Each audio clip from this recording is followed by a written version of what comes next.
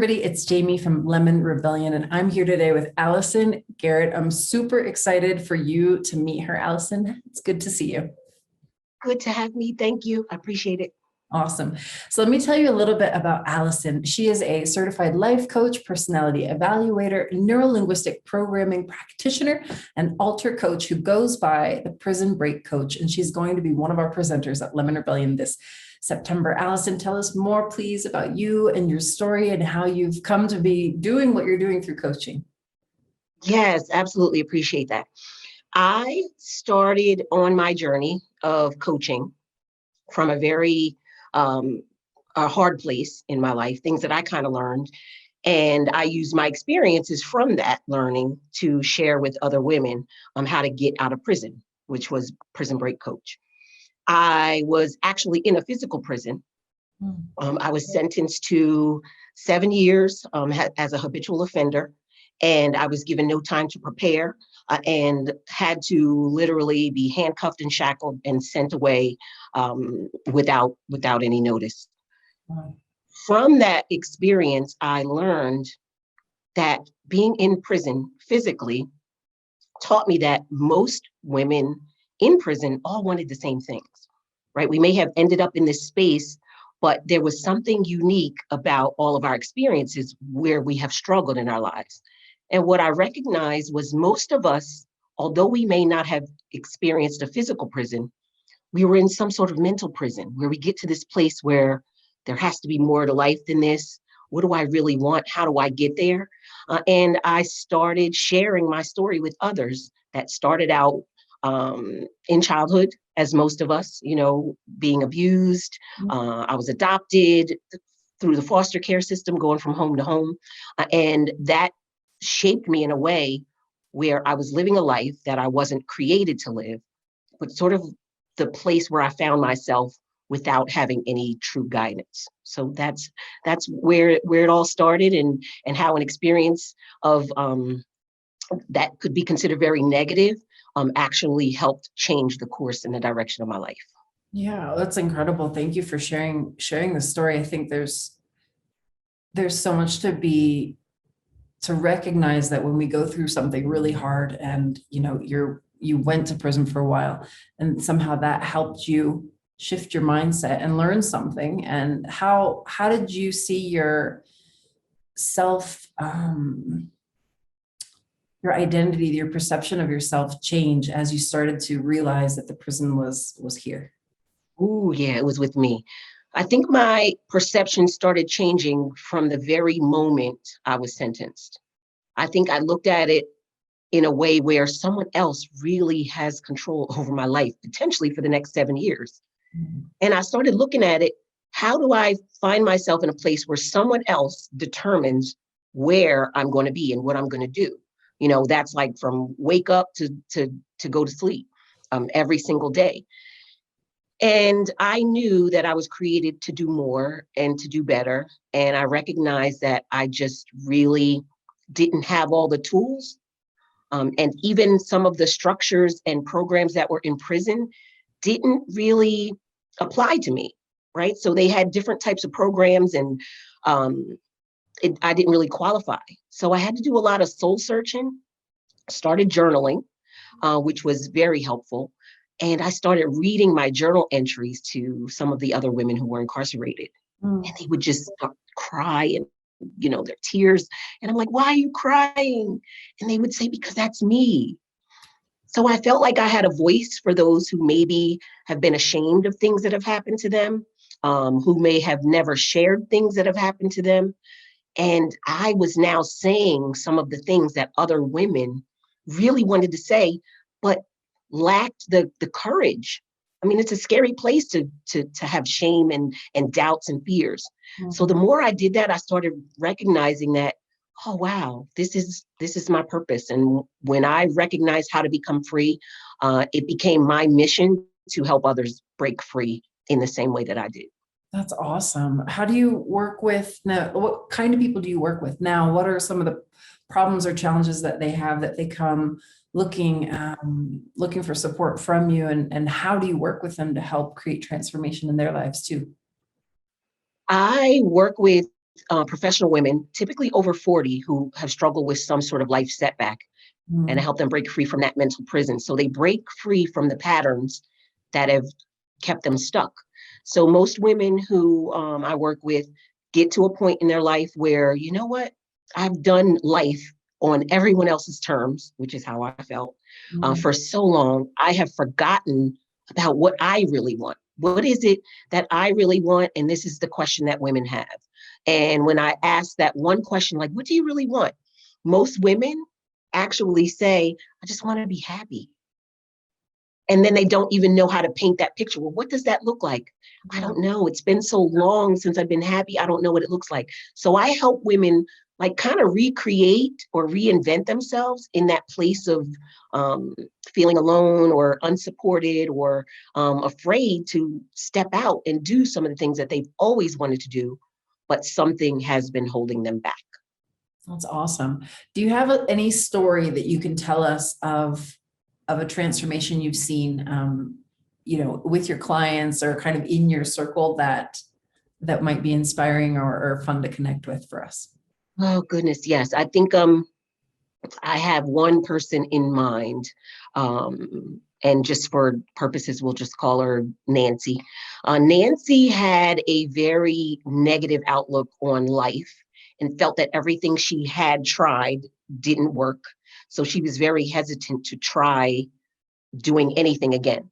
So immediately, if I'm offering solutions or suggestions, and there's an immediate like pushback, like, well, I don't know, that doesn't make sense. Like I've tried that before and it didn't work. But what we started to do with Nancy in the beginning was uncovering where her core values lie.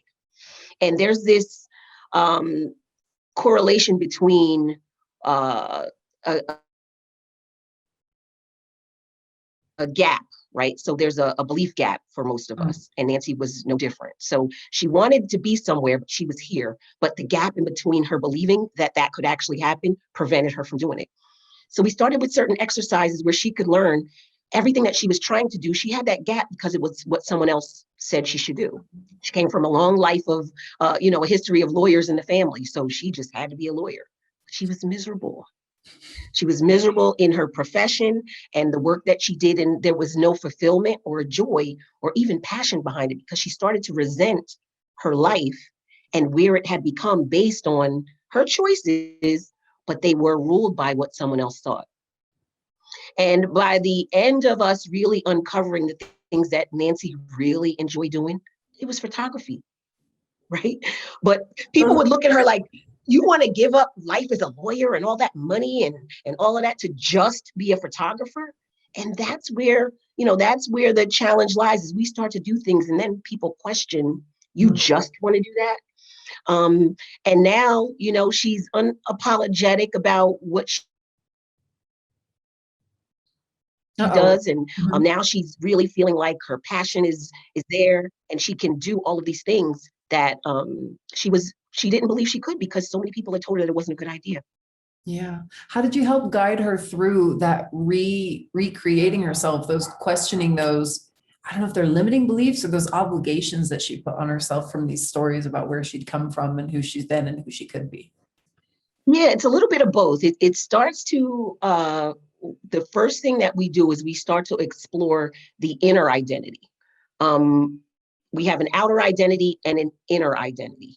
And most of us associate ourselves very well with the outer identity, that it could be our skin color, it could be our political affiliation, it could be your religion, it could be your title.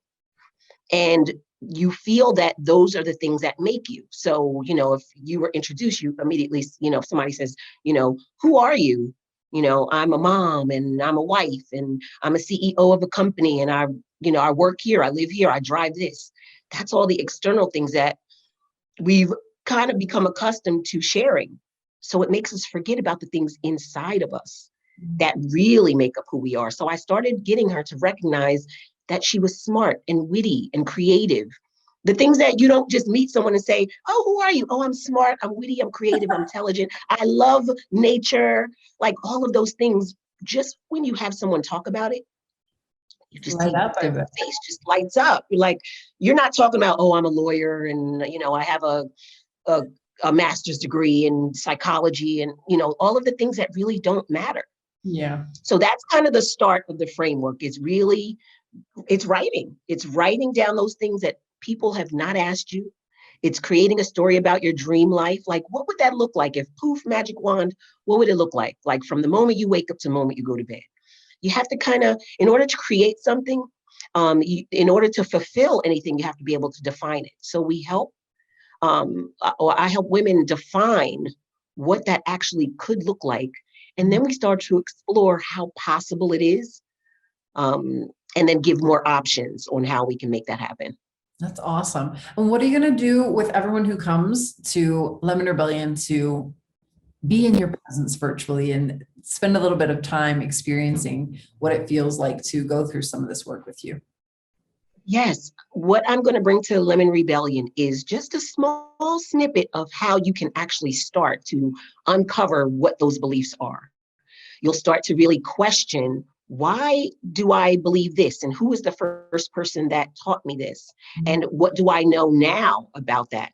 And how do I feel about it? So it's really an exercise that'll get the juices flowing, where you start to say, you know what? Don't really know where I got that from. Mhm. And there's this story that I often tell, and it's like this, this woman is in the kitchen and she's cooking this ham for the holiday. And her husband is there and she cuts off two sides of the ham. And he's asking her, why do you do that? I always notice that you do that every time we're cooking this ham for the holiday. And she says, well, I always got it from my mom. I don't know why. Let me call her and ask her. So she calls and asks her mother. And her mother says, well, yeah, I used to do that because the pan that we had was too small. So that's just like a small example of how we become accustomed to doing things. We have no idea why we do that. We pick up on it just from learned behavior, things about our family or people around us. And then at the end of the day, she's wasting like half of a ham with no real reason behind it. So that's kind of what I'm looking to do with the attendees of Lemon Rebellion, is just start to explore what those things look like. I like that. That's good. It's always really useful to start to question our beliefs, see things from a different perspective. And I think it's going to be an awesome session that you're going to. Well, before we go, do you have any last things you'd like to share or communicate with anyone who's watching this interview? I just think the first step to any transformation or change is to show up. And that's pretty much all I'm asking, is that you show up, you be present, you close those browsers for a few hours or a few minutes, and you put your phone on do not disturb, because it's something that you deserve. So take this time for yourself, and get as many nuggets as you can. And some of you are going to get just what you need with that, and some of you are going to want to go a little bit more. So I just encourage everyone to at least show up. Yes, that's awesome. Thank you, Allison. So to remind you, Lemon Rebellion is from September 19th to the 25th. You can join us, part of a unique online virtual experience, and Allison Garrett is going to be leading a session that we've just talked about. So please come and join us. It's going to be an amazing time. And Allison, thank you again for your time and for chatting. Thank you. So appreciated and looking forward to it. Me too. We'll see you there. Bye.